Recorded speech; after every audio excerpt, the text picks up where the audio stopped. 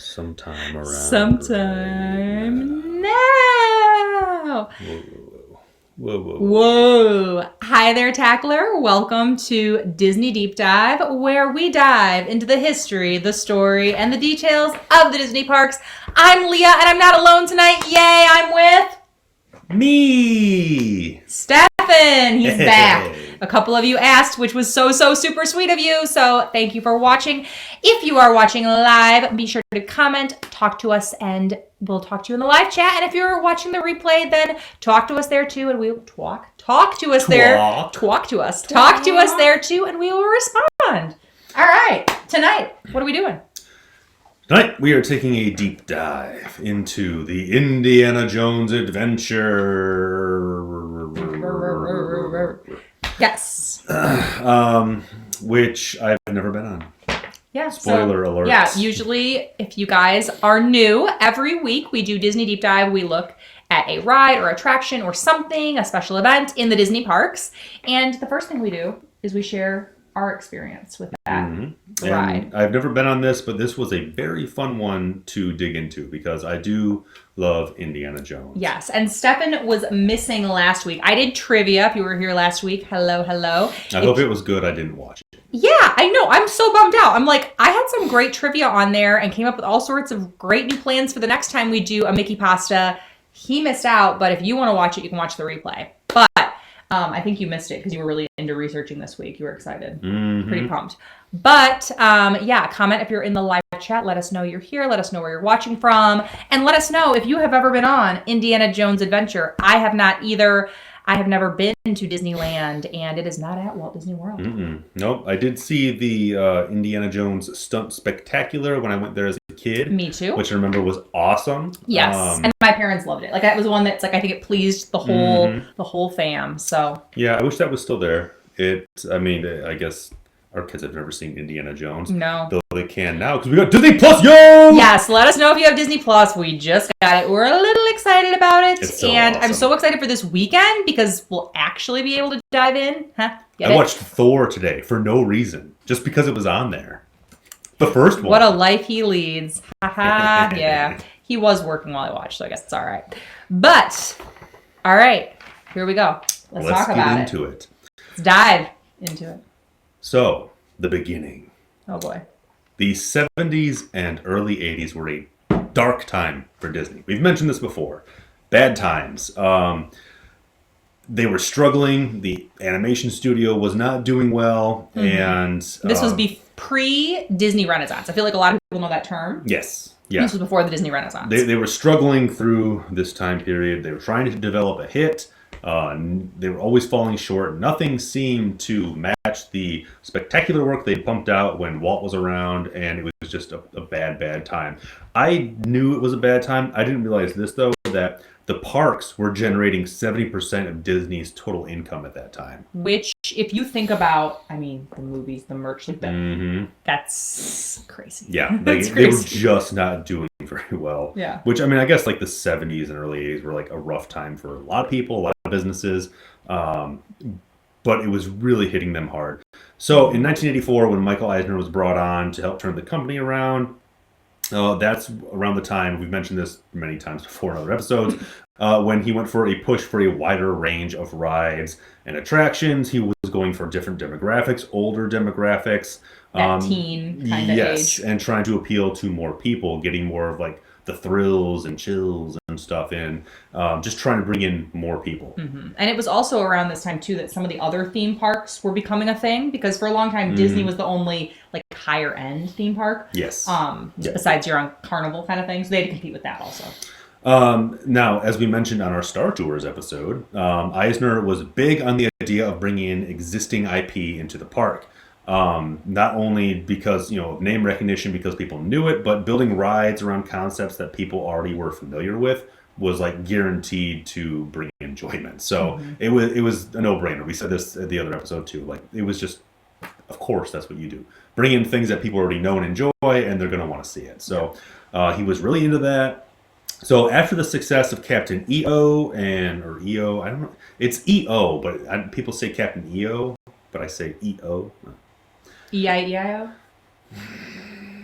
Can't stop with bad jokes. All right. I'm the only one who gets to do dad jokes. So after the success of that and Star Tours and the Indiana Jones Stunt Spectacular, the next obvious move was to create an Indiana Jones themed ride, because of course you would. Right. All three movies are based, well, okay, there are 4 movies, but there are 3 movies to me. All 3 movies are basically a blueprint for different theme park attractions. It's a no-brainer. There's every other scene in each movie is like, oh, that's a ride, that's a ride, that's a ride. So, of course, you want to bring that in and do that. Fun fact, Michael Eisner is actually the person responsible for greenlighting Raiders of the Lost Ark. It was when he was CEO of Paramount in the 1980s. He was the one who looked at it and said, like, okay, yeah, let's go ahead with this. So he's the one responsible for Indiana Jones, which is pretty cool. Yeah, it is really cool. I had no idea. Yeah, me either. So the initial concept of the attraction, before planning even began, Imagineers went into the parks and asked guests what they would like to see or what they would expect to see if there was an Indiana Jones themed attraction. Yeah. There's a video of this on YouTube. I suggest you watch it because it is troubling. Yes. Stefan he does these scripts, but I'll, join in and watch parts of things and do a little of researching as well so that I can speak to it. And I was down while he was watching this. It's dated. We'll say that. Yeah, that's a way to say it. We're not going to get into it, but it's a room full of, I'm assuming, men laughing at a joke that's like, that's not a joke. You shouldn't laugh at that. No. Just go watch it. You'll find it. It's a little alarming. Yeah. So anyway, this helped them really narrow down what guests viewed as like the most iconic parts of the movies, so they could deliver what people actually wanted. Right. Which is cool, seeing that they do this kind of research. I don't know if they do that now. Probably not. Well, in a different way. I mean, now they have the reach of social and things like that. Yeah, they can probably go on the internet and just assume, find out. They have panels of parents and stuff. But even back then, they were focused on delivering an experience that people wanted. It wasn't just whatever, do this. Yeah. Thoughtful. Yes, it was thoughtful for now. So moving into the actual development of the ride. The idea. Imagineers were originally tasked with redesigning the majority of Adventureland at Disneyland into an Indiana Jones themed area of the park. They thought, okay, let's redo Adventureland and we'll make it Indiana Jones themed. Everyone will love it. Now, in this area, it's important that we talk about a thing called the blue sky portion of project planning for Imagineering. There is an Imagineering documentary on Disney Plus right now. We haven't watched it yet. But I've already heard great things. People are talking about it. But go watch it, because I'm sure it goes into the process of Imagineering, and this is a big part of it. Yeah. The blue sky portion of Imagineering is when Imagineers go into a project with the mindset that there are no limitations. There's no budget concerns. There's no technological limitations. Physics aren't a thing. Just go into it, mind open, think of the craziest thing you can think of, and we'll go from there. Which is so funny, because people talk about all the time, what's your dream day or dream vacation if money were no object? Because, we, of course, always think about those constraints, because that's what we're all dealing with on a day-to-day basis. And, yeah, it's pretty amazing. So this is how they approach it. This is how they approach, as far as I can see, they approach every project. Yeah. No limitations. What would the ideal ride be? And then we'll build off of that. So they start at the absolute top and then kind of go down from there. Which is how you. If you're in business and you're negotiating, you negotiate at the highest point, and then you meet somewhere in the middle, and that's how you get to where you want to be. So and if you're not doing that, start, because yeah. Business tips. Oh yeah. Disney deep dive. Oh yeah. You get all sorts of things here, folks. Welcome back to Business Tips. Business 101. Woo! What is happening tonight? I don't know. We didn't eat dinner yet. That could be it. All right. Where am I? Anyway. Blue sky. Oh, right here. So, dude, what came out of this blue sky session, this blue sky stage, may very well have been the most ambitious plan to ever come out of Disney Imagineering. Anyway, known as Indiana Jones and the Lost Expedition, Imagineers had planned to completely repurpose Adventureland and its existing attractions while adding 2 new ones. So they were going to completely revamp, and if you look at, I'll get to that in a minute. To start, a large portion of Adventureland will be converted into an active archaeological site filled with equipment, animatronics of archaeologists working. and a bunch of fascinating ancient relics. Which I think is a little interesting because if you go to Disney's Animal Kingdom now, they have that whole. It's basically a place where your kids can That's dig. exactly what I thought. But when that you go there and it's an archaeological site, so I imagine it was going to be a lot like that. So that may even have come out of this. I don't know. We haven't gone into Dinoland USA in detail before, so maybe if you want that, let us know. Because we are always looking for what you guys want to see. Yeah, and we can dive deep into. Yeah, it's amazing the things. It might sound simple, but things like that. There's just, I mean, as you found, there's 7 pages of notes here. So when we do that and we're talking about it, and we're like, it actually came from this. We'll reference this episode. And you can come back and watch it and be like, they knew what they're talking about. Anyway, they had planned to build one massive building, like one big show building. Which the show buildings, if you don't know that term, that's the like when you go into the Haunted Mansion and you see the facade on the front of the mansion. The actual ride itself is, if you look at aerial shots, encased in a giant building behind that. So that's the show building. So they planned to make one giant show building that was themed to look like the lava cave temple mine place from Temple of Doom. If you've seen that movie, it was going to be like filled with like lava and mine carts and just like mining area. It looked like that. You watch that movie, and if you match the entire movie into one giant scene, and then you look at the concept art of this area, that's what it is. Yeah. It was huge and ambitious, and it would have had all 4 attractions running through it simultaneously. So like they would have repurposed the Disney Mine Train and the Jungle Cruise, and it all would have been going through here along with these 2 additional rides. It looked crazy. It was insane. Yes. I'm going to hop over to live chat because our friend Gigi is here, and Gigi watches nearly every episode, and we appreciate her so much. And she has been waiting for this episode. So I actually sent her a message. So excuse me, I was looking at my phone, also shooting the video out on some social media pages while Steph was talking. But Gigi's here now. So welcome, Gigi. You're watching live. Yeah. So the 2 additional rides they plan to include with the railroad and the Jungle Cruise would have been a like Jeep chase attraction, which I think would be cool. Similar to like what I'm assuming would have been the car chase that's in like Last Crusade, or even I guess in Raiders there's a truck chase thing. So maybe something like that, and a mine car roller coaster. Ultimately, though, the proposed budget for Lost Expedition was $220 million. Which, in what year, too? That would have been... probably 90. Yeah. I think this was 1990. So, I mean, talking 30 years. Yeah, it would have been like 90, 91. Yeah, so it was a lot of money back then. It's a lot of money now. Yeah. But it's Michael Eisner deemed the project far too ambitious at the time and opted instead to go with Splash Mountain, which they built. Which famously also went over budget, which is funny. But this was just too much. He was like, no, like we're just coming out of like the darkest phase of this company's existence. Let's move into more reasonable grounds and just bring this back slowly and not just, do this giant Hail Mary into like possible foreclosure. I'm so proud of you for a sports reference. Oh yeah. Oh yeah. I sports. So honestly, you really can't blame him. Like Disney had just made its way out of all of this. Right. Well, it was his job was to do what he did. Yeah, it's like, okay, this is awesome, but this could also destroy. Let's bring it back a little, guys. Yeah. Yeah. So ultimately, they didn't make that version of the ride, but it doesn't end there. As Euro Disney was scheduled to open in April of 1992, Disney execs thought that a lot of the planned attractions for Lost Expedition would be a welcome addition to the Adventureland at Euro Disney, which at the time had very few planned attractions, and the only operational ride at the grand opening was Pirates of the Caribbean. So they looked at it and said, okay, well, yeah, we can bring a lot of these here. Let's do that. People will love it.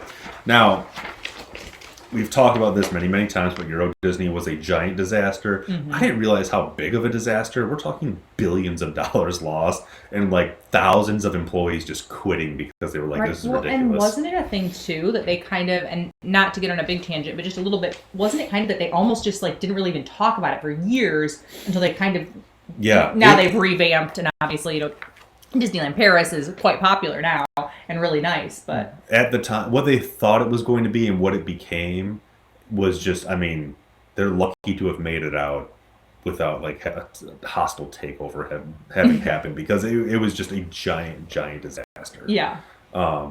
And I just didn't realize how big of a disaster until researching for this. So, long story short, Imagineers once again tried to bring their vision to life, but due to the hemorrhaging of money that was happening with Euro At Disney, Euro Disney, oh boy. they had to scale everything back to just the minecart ride. They said, okay, we can't afford to do all this. We're losing too much money. Just make a roller coaster. And they said, okay, the minecart ride, sure. Right.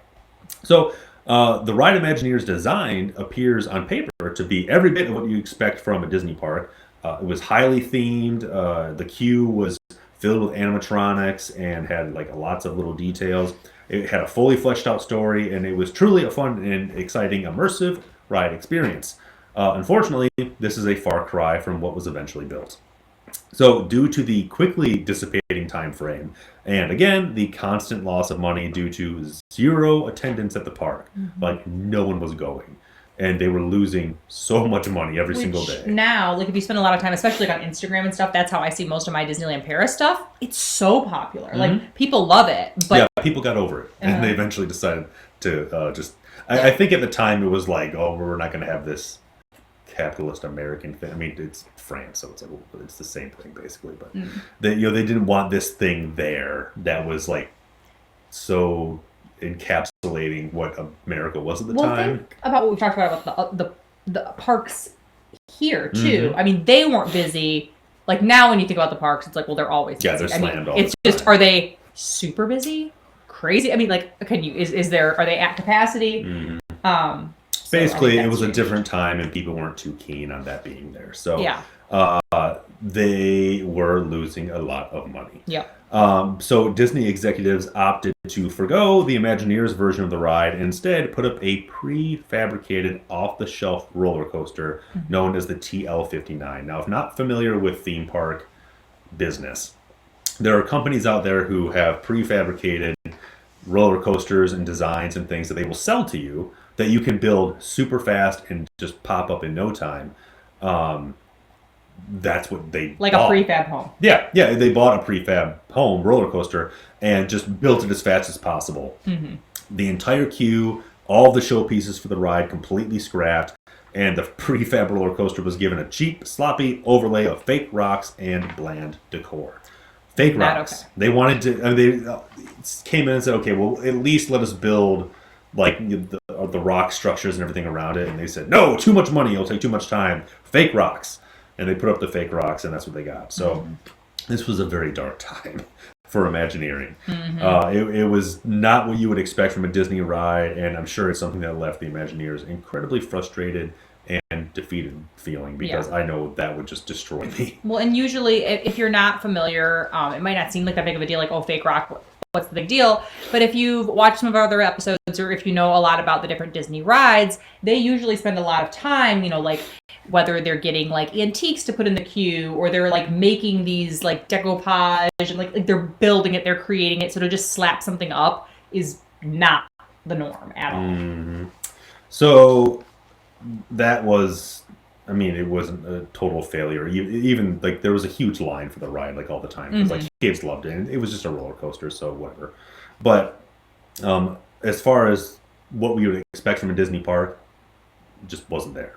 But back in Disneyland, Eisner still wanted an Indiana Jones themed attraction in Disneyland, and he did greenlight a single dark ride attraction to be built, which was then named Temple of the Forbidden Eye. And construction began in August of 1993. So they did say, okay, I'll go ahead and build a ride here. So that's when they started it. Tony Baxter, he led a core group of 100 Imagineers in designing and creating the ride itself. But in total, over 400 Imagineers worked on the ride, which is kind of cool. A lot of people involved. To create the space for the attraction, because they were going to have to level and clear some space for it, they needed about 57,000 square feet of an area. So the former Eeyore parking lot outside of the park was demolished, and the monorail and the Jungle Cruise attractions were rerouted a little bit to make room for it. So basically where the parking lot was would like house the showroom for the ride itself, the inside part. But getting into the queue itself, because this is one of the best queues of like any Disney ride ever. Yeah, it's worth watching. We always say this. Oh, but yeah. You can watch on YouTube. You can find the point of view rides and the ride throughs, and it's fun. And there's like a lot of like detail videos that point out all the stuff. It's just there's a ton in this. Now because the show building was outside of the park, and guests would have to like make their way past the railroad, which creates this giant queue. You're talking about walking about half a mile. So they had a lot of space to add lots of details and effects and all sorts of cool stuff, which is why one of the reasons why this is, so cool and immersive. Getting into the queue itself, they have one of the actual Mercedes trucks from Raiders of the Lost Ark sitting like broken down on the side of the path. Apparently it's one of George Lucas's. Like he owns it, and he's just like lets Disney use it, I guess. Like they didn't actually buy it from him. He was like, "Oh, here, take this." So it's still technically his, I guess. I'm not sure how that works. But he's like, "Yeah, just let this truck sit here." So anyway, it's one of the actual trucks from the movie, though, which is super cool. And then there's also one of the minecart props from Temple of Doom sitting in one of the areas as you're like walking in on the outside. Come on, Paige. There's lots of murals and images of the temple god Mara, who we'll get into more in a second. But in all of them, their eyes are closed, which, if you haven't been on the ride, is significant. So you'll find a ton of intricate rock work and engravings, all hand carved, and it's based on actual temple photos. Yeah, from National Geographic in the 30s and 40s. So Imagineers used these photos to create. They pulled out old National Geographics and then used those to create them. So that's pretty neat. Yeah, to make it as like accurate. Yeah, as accurate as possible. Because I mean, this is the early '90s that we're talking about, so they couldn't just go online and be like temple photos of India. Blah, blah, blah. So yeah, they actually did a lot of research to make it as real as possible. Library. Get your microfiche. So when you go down and enter the cave area, this was done for a practical purpose, which I love these facts because it's always one of those things where it's like, well, we have to do this. Let's make it as cool as possible. Yeah. So much like in Haunted Mansion and Pirates of the Caribbean, go watch Two of our those. best episodes. You have to bypass the Disneyland Railroad, which this darn railroad seriously gets in the way of so everything. Many problems. Who would have thought an unbroken gosh. path around the entire park would have just caused so many issues? So, a lot like Haunted Mansion, where you go down in an elevator because you have to bypass the railroad. You go down underground, which is when you enter the cave system to bypass the railroad. And you actually go into like an excavation site. I'm assuming it's similar to what they had imagined for the Lost Expedition, like where they could enter this like whole like, where they're digging into the ground and there's like scaffolding and I don't know, trinkets, I guess, like laying about. It's probably like a small version of what they had pictured that whole area would have looked like. Now, this is a cool thing. This doesn't exist now, but when the ride first opened, they used to hand out cards that had an encoder on it, and it allowed you to decode all of the hieroglyphs that you saw as you're going through the queue, because it's a very long queue, long wait times. So cool. And they thought that this would be a cool way to like entertain people as they're walking through. Pre-smartphone. Yeah, because you could like pre-smartphone fun. And actually, oh man, wouldn't it be cool? There is a video where they have a high-res I mean, you could just Google it, but they have a high-res image of it where they pause on it for a second so you can screenshot it. It's TPM Vids, that's it. The TPM Vids I video. will put it, for the replay, I'll put it in the description box. Yeah, there's a high-res image, and they pause on it for a second so you can screenshot it, so you can use it on your phone as you're going through. So cool. So check that out. But yeah. These were handed out. The reason they stopped handing them out, because it's like, they just stopped making them. Well, when the ride first opened, it was sponsored by AT&T. And AT&T would, I'm assuming, pay to have these cards made. They're made from 1995 to 2002. And presumably they stopped making them after the sponsorship ended in 2002. But on the back of them, there were like AT&T ads where it's like, choose AT&T. That's funny. For some reason. Fun fact for everyone, Stefan used to work for AT&T many moons ago. We still have AT&T. We do. But for cell phones, we don't have a home phone line. Yeah, of course. We would switch, but it's a lot of trouble to switch. Oh my gosh. Anyway, so there's what am I saying here? Oh, the back of the cards. Yeah, so the back of the card had the ad on, the front had the decoder on it. Yeah. But if you look at it, a lot of the glyphs just look like stylized versions of regular English letters. So if you really like squint and look at the hieroglyphs, you can kind of figure it out, which I almost think is more fun than actually trying to decode it. Yeah, I love it though. I think that's so cool. But just one of the really, really cool interactive elements, one of the many interactive elements of this queue, which I didn't even realize. I really want to go on this now. So one that you don't want to fast pass because you want to enjoy the queue. Yeah, because they put a ton of fun stuff into it. One of the other interactive things is there's, when you're going through like the spike room, there's a bunch of bamboo support poles, and one of them says like "Do not pull it." Basically, if there's a sign that says "Do not do this," do that thing yeah. because there's a fun thing that'll happen. So, our son Connor. So we have 3 kids. Our middle son Connor, he is to the point. I mean, it's like if you say "Don't touch that," like he must do it. So he would absolutely love that. Yeah, he would definitely partake. Oh yeah, and then our daughter would probably like, can't do it. They'll kick us out of the park. You can't do that. You're gonna get in trouble. So in the spike room, if you pull on the bamboo support, what used to happen is you would pull on it, and then spikes would drop from the ceiling. But now what happens if you pull on it? And I heard differing things. Some people said like, "Oh no, it's just really hard to engage it," or "Oh, it's just broken right now." But I'm pretty sure they just turned it off because it ended up being a safety issue. Yeah. But if you pull it, the sound happens still. So you hear the sound of the spikes dropping, but they don't actually drop. This is one of my goals for us in the next 2 years. I think that's realistic. I want to fly at least us, but I mean, I would obviously love to take the kids to Disneyland. Just for some research purposes. Exactly. It's business. Business.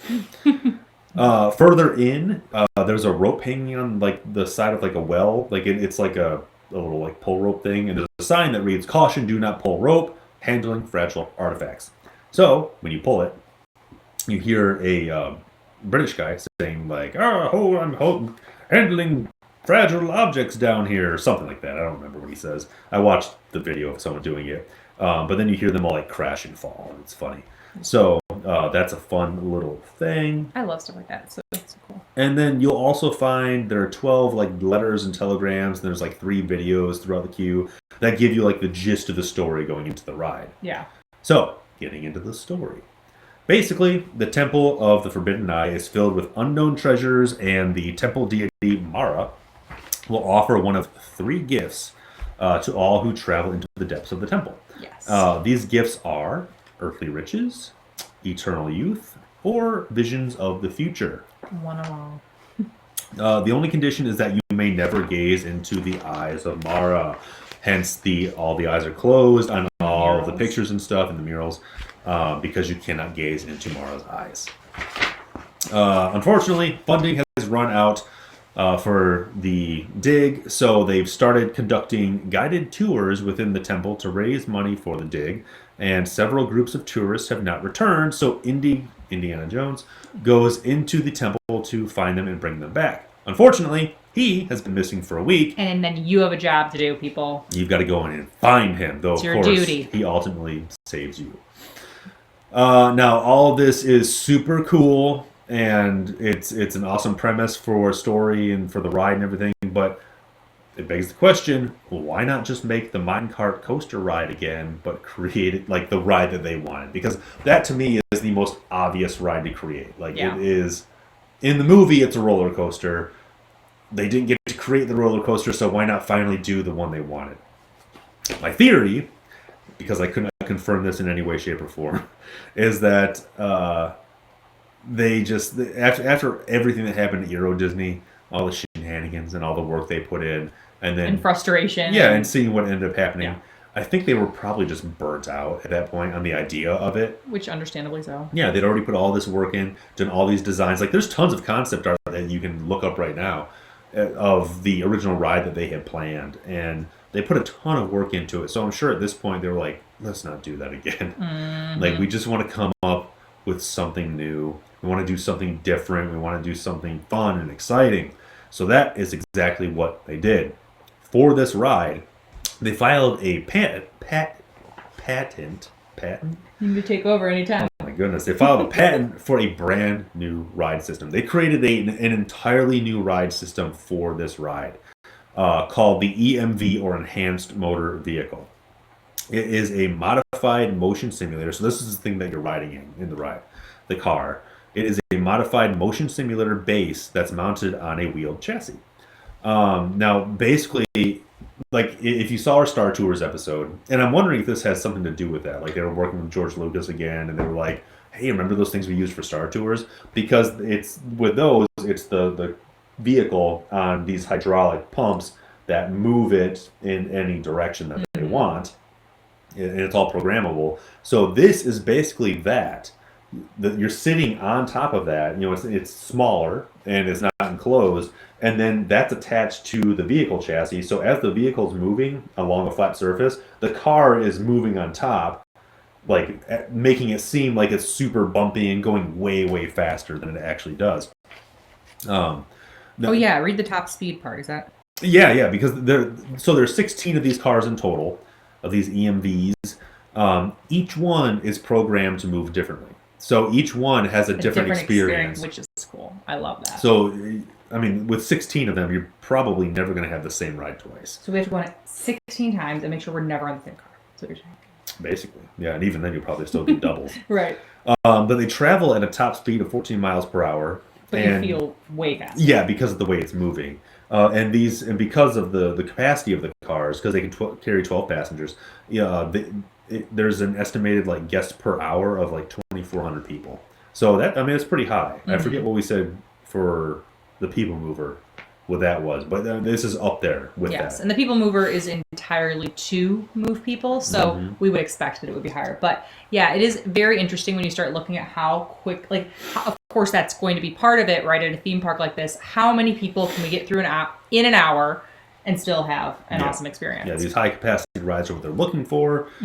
This may also be another reason why they didn't go with a minecart, because a minecart's tiny. You can only fit like a couple people per ride. Right. And actually, as they found at Euro Disney, that had huge like line waits because they could only fit so many people per ride. So just not a high capacity attraction. Speaking of variation, though, when you approach the Chamber of Destiny after you enter the ride, you go into the Hall of Promise, and you can actually have 3 different experiences from this point. As we mentioned before, the treasures that you receive are earthly riches, eternal youth, or visions of the future. And every time you go on the ride, the experience can be different. So you can go into any one of these. And what you end up doing is you go into a hall, and it's lit differently, and there's a different audio recording. But basically, this ride gives you... It can be different every time you go on. Can you choose to have each different one? Or No, is that no, random? you can't. It's totally random. Okay. Now, originally the way this would work is the entire room would shift. So you're driving through, and there's the 3 doors, and the room would shift. There's only one actual entrance, but the doors would change. So they would move like this, and then you would go through a certain one. I couldn't figure out if you would see them move. Like as you're approaching, you would see the doors shift. Right. Or if it did it ahead of time, but they would move, and then you would go through that certain door. What ended up happening was in 2014, the main cable that moved this thing back and forth snapped, and the company that originally built it for them went out of business.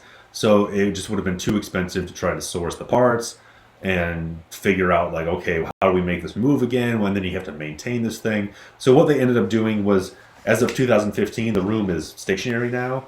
And they use projection mapping to change the door that you're going into. So they use the mapping technology to change the colors and the look, so that it doesn't have to move. It just changes based on whatever algorithm they use to project onto that door. One thing I wanted to mention too is that with all of this change, like with all the different like changes that happen, and how there's so many different variations, because George Lucas, this was a collaboration with him, I'm wondering how much influence he had on that idea. Because one of the things with Star Tours that we mentioned in that episode was originally, and it's like this now because they have their whole like matrix of ride possibilities, But originally, they were supposed to be able to change out what happened like all the time. That was one of the Oh yeah, because they were going to update it with the movies and with the different right. things. They were going to constantly update it, and it was going to be a different experience all the time. That's one of the things that he was super excited about. But that never ended. It didn't happen until very recently. So when they were building this, I'm wondering if he came in and was like, "Hey, let's do this because we didn't do this with Star Tours, and I really wanted to." I don't know. It's just something I noticed, and it would be kind of cool if that was part of it. But I didn't find that fact anywhere. So if anyone knows that, or if you're George Lucas and you're watching, oh my God, you can tell us. Well, first of all, go ahead and let us know. Yeah. So. Oh. After going through the tunnel, the Chamber of Destiny, the Chamber of Destiny, Hall of Promise, you see the Temple God Mara, and Temple God claims that someone in your group has looked into its eye, and I say it because no one seems to know if Mara is a boy or a girl, even though it's voiced by James Earl Jones. But someone has looked into its eye, and then things get a little dicey. Now, at this point, I would like to say I really wish there was a part of the ride where, like, Mara would say, like, "You looked into my eye," and then, like, a spotlight would, like, project onto. I wish it would say, "You looked into my eye, Karen," or Chad. It was you, Jerry. Like, just a spotlight onto someone in the ride. Like, why did you do that? So just to single that person out, so they're like, "Oh no," that would be fun, but that doesn't happen. Just a little suggestion, though, again, if you guys are watching. If there's any Imagineers watching, feel free to add that in. That'd be a lot of fun. Because then everyone could just yell at that person. So then you go through, like, this room where it's, like, lightning across the walls, and you're entering, like, a different dimension. I forget what it's called, like, the Doom Room or something. And originally what was supposed to happen, I don't think this effect is really pulled off, but the ride was supposed to, like, start to make you feel like you're, like, being, like, lifted up and, like, floated into this different dimension of, like, doom. But I guess it does look like that, feel like that, but it doesn't get really pulled off as well as they had intended. Yeah. So then there's a giant stone, like, decaying stone head of Mara that shoots a laser at you and causes a bunch of fire to ignite everywhere. From there, you go over, like, a rope bridge where there's lava and stuff. Then you head into the catacombs and exit into complete darkness when suddenly your headlights turn on and you see the walls are covered in beetles that are trying to, like, jump onto you. And there's, like, compressed, like, little puffs of air that come out of the wall to be like, "Oh, but they're jumping on you." Disney does that so well. Mm-hmm. For, like, an added element, that'd be kind of creepy. Yeah. So then you, like, circle back around. More lasers. And you get shot at with more laser eyes. And I did watch a fun video where the ride broke down at this point, and, like, one guy, like, screams, and they're just sitting there for, like, 5 minutes, and, like, the lights turn on, they're watching everything. But it was kind of cool. But from there, you go into the snake room, and there's this giant animatronic cobra that's, like, striking out at you, which is kind of cool looking. I could not find any information about that cobra, about, like, building it or how it was built or anything about it. But it looks really cool, so I like it. Then you enter the skull room, where there's, like, giant piles of skulls. This really reminded me of, like, the catacombs in France, which I've been in, and it was awesome and super creepy. And I wish I still had those pictures. I think they died with my computer from college, though. Both of us, along and this with shows all our of age. my pictures from but France. I was gonna say we don't have, like, we've got a picture. We've got a couple pictures of him from France, and I mean, we're old, you guys, I guess, but we're not that old, so it's just crazy because let's see, what year would that have been? You were there, 2007? No, 2006. Okay. Yeah. So a little bit ago, but anyway, yeah. It was a good time, and the catacombs were super cool, Yeah. and the skull room looks like that.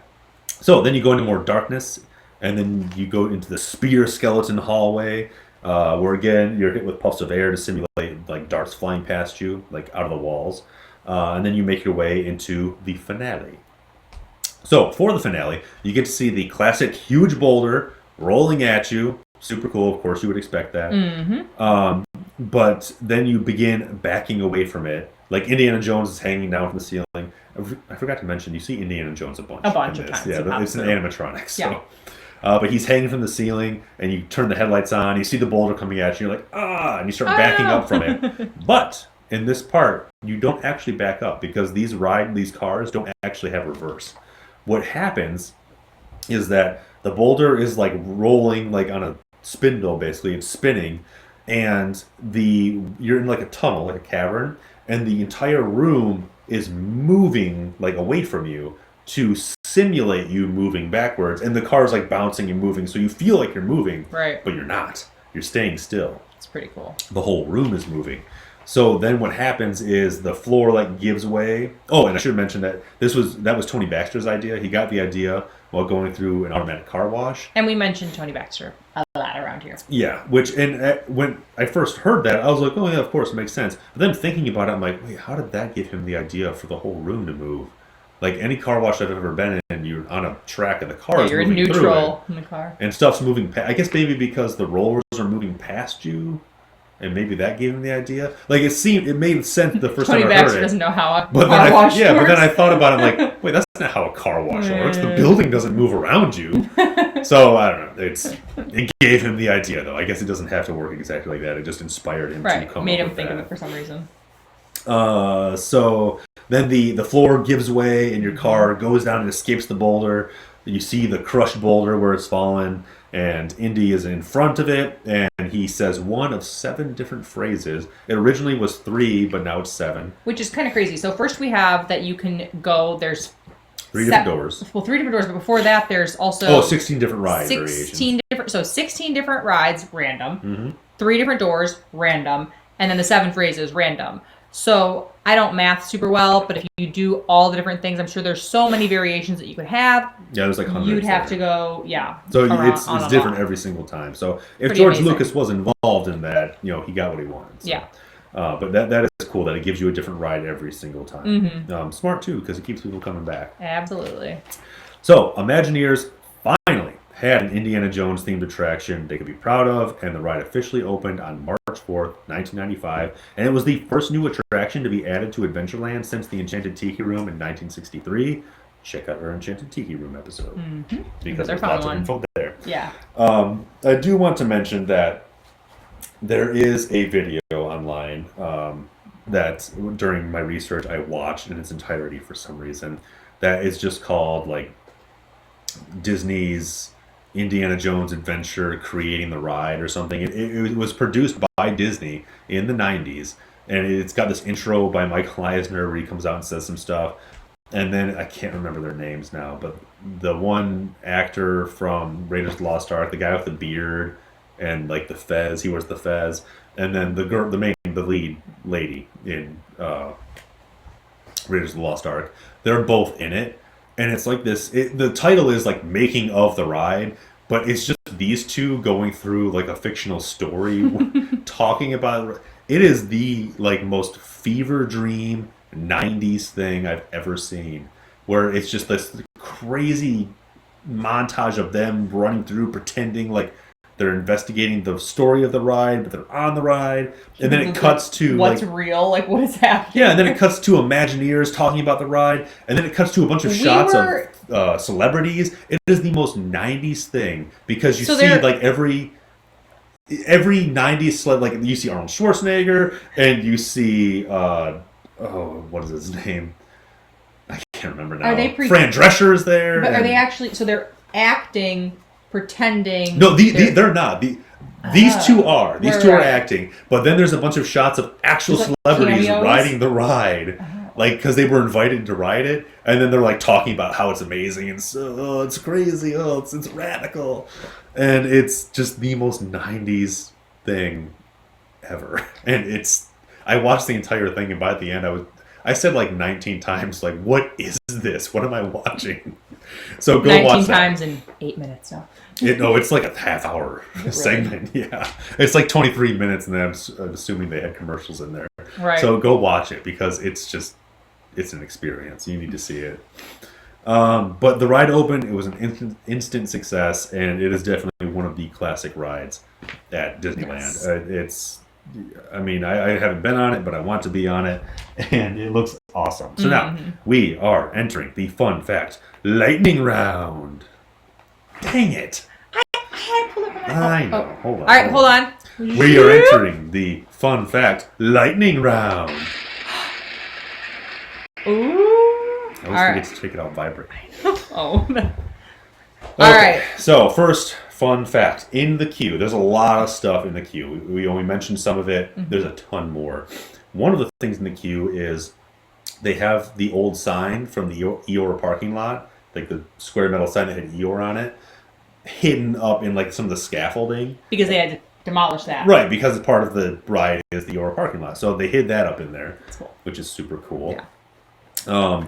A bunch of the skeletons that you see like impaled on spikes, one of them is wearing Mickey ears, which is awesome. I should also mention now, we talk about hidden Mickeys, but we don't like go through a list of them because I think hidden Mickeys are cool and they're fun to see, but I think to meticulously go through and talk about every single one is super boring, so we don't do that. We do have a book on hidden Mickeys, and if you do ever want like an episode where we can talk about some of them, that would be fine. But it's true, like just to point out, like, here. there's 3 circles there, Right, and there's 3 circles over there, and there's 3 circles on the ceiling. It's just boring. But there's a ton of them. Stefan, there was a hidden Mickey on my toast this morning. On your toast? Yeah, they were going to say toes. I was like, no, toast. I thought you said toes at first. I thought, like a fungus? Thank you so much for that. No, toast. Toast, yes. Yeah. Well, that'll happen. But there are lots and lots and lots of them in the queue. One of the crates, because there's crates all over the place, because, it's an archaeological dig. Yep. Has the numbers 9906753 on it, which, if you're a fan of Raiders of the Lost Ark, you will recognize as the numbers painted on the crate holding the Ark of the Covenant at the end of the movie as they bring it into Area 51, if you choose to accept Kingdom of the Crystal Skull as canon. I don't. Yes, we got that when you said there's 3 movies. Yes. One of the crates used to build Indy's office, because he's got that little office area, is labeled as going to Club Obi-Wan, which you will, of course, recognize as Obi-Wan Kenobi, but also as Club Obi-Wan from the beginning of Temple of Doom, which is the club that they are in when they do their whole like James Bond scene in there. I think this one's interesting. So we talked about Mara. That's you're the god that you are not supposed to look into their eyes, and it's voiced, as Stefan said, by James Earl Jones, who most of us hear that voice just hearing the name, and it was changed. Darth Vader, etc. Right. Thank you. It was changed for a brief time, and then quickly changed back because I just can't even imagine what would strike someone to be like, let's get rid of James Earl Jones. Yeah. It blows my mind. I couldn't find any other details about this other than it was changed. But I'm like, who was responsible for that? Who Fire did that person. Like, what is wrong with you? I don't like to call for anyone's termination. There's not a lot of there's voices some poor decision that you making can going just on hear their name and then you start hearing their voice. Yeah. He's one of them. Don't get rid of him. What are you doing? Yeah. Anyway, they changed it back because obviously it was a bad idea. Bad choice, yes. Harrison Ford was asked to reprise his role as Indiana Jones. Like I'm assuming for like some video stuff, probably to be in that crazy video that I watched. But ultimately, negotiations did fall through, and they couldn't secure his participation. But they, it's just unknown reasons, and it's not like like anything went sour with them. Obviously, he's played Han Solo again, right? And did Indiana Jones again, but and he did allow them to like use his likeness for like posters and stuff like that, and promotional material. And they did use his likeness, obviously, for the animatronic. But the guy who does the voice is a guy named Dave Temple. And I meant to look into what other work that he's done, but I didn't. So you do it. Wow. The giant snake that I mentioned, that you see in the big snake room, his name apparently is Frito. I only found that mentioned in one video that I watched. I didn't see it anywhere else. So I don't know if that's accurate because there was also some questionable material in that video, so that might be made up, but maybe not. Maybe a cast member told him. I don't know. But Frito, like Fido, but Frito. I guess it makes sense. Throughout the ride, it contains over 1,300 props, 2,000 skulls, and 2,000 different snakes. Snakes. 2,000 skulls and 2,000 snakes. So one snake for every skull to crawl Snake through. per skull. The indie animatronics are different from typical Disney animatronics. I thought this was interesting. Instead of creating like the mannequin, like we talk about this a lot in the Pirates episode, where they created all like mannequin figures and then they would dress them with actual clothing. The entire thing is covered in like molded rubber, so it's the animatronic, and then it's all covered in like just solid molded rubber. Like all the clothing and everything. Yeah, to make it easier to clean and maintain. So instead of having to like change it and wash stuff and like worry about things getting torn, they just have to like scrub it down, like That's go with cool. a brush and just Yeah, because that's something that we mentioned, like the pirates and stuff. They all have extra clothes Yes. for these animatronics because if something is to happen or something's to get damaged, they have to be able to fix it quickly. Yeah, this isn't a typical thing either, because even modern animatronics, they still put actual clothes on them. So it's not like this is a regular thing. I'm assuming just from all of like the fog and the dirt and the rubble and stuff they had around, and because the way it's lit too, because it's like really dark and lit kind of different, and because it's a leather jacket that he's wearing, they could just get away with it. Right. So yeah, very interesting there. And our last fun fact: in the queue, you can see diamond-shaped eyes on the floor. Like there's like things like in the stone on the floor. And originally, this was planned to be another like interactive effect where you would step on the diamond eye, and I'm assuming you would like cover a sensor or something, and the stone would like go down into the floor a little bit, and then above you, a stone like above it would come down, like as if it was like crushed, like as if So you cool. engaged a booby trap and it was like coming down to crush you. Yeah. But this was deemed to be a potential hazard, so the effect actually never came to fruition. So this was Which something is they sad. planned. That'd be so cool. Because yeah, you see the little eyes all over the place, and there's signs that say like "Don't step on the eyes" or something, but it never happened. They never ended up making it. So that was one of the things that they just didn't get to do. But would have been cool, and it's a good idea, and it definitely fits in. Yeah, well, with the especially entire now theme. because they could do something like that without it actually being a dangerous hazard. You know? Yeah, an exactly. effect. But yeah. But, Awesome. So that is Indiana Jones. That is Indiana Adventure. Jones Adventure. And we want to thank theliveplace.com for having us. Dean, our friend who has theliveplace.com, which I have linked in the description box. He streams us as well as a ton of other Disney and family-friendly content. There's some really great people on there, and he's always so kind to us. So we want to thank Dean. Be sure to check it out if you are interested in watching other streams similar to this or family-friendly ones. And we want to thank you for watching, participating, watching the replay, leaving us comments. We always respond to them, and let us know what you would like to see next. You can let me know on Instagram. I am Leah Tackles. And I am at Small World Shirts Co. Yes, so you can find us there. That is all linked in the description box. Let us know what you want to see next. Do you have plans for next week? What do you think we're doing? I have nothing. I'm thinking something in Animal Kingdom. We have a list. Yes, so we got some ideas. Something from there, because we haven't been over there in quite a while. Yeah, we've got some ideas. So let us know. And thank you guys so much for watching, and we hope that you have a magical day. We'll see you real soon. And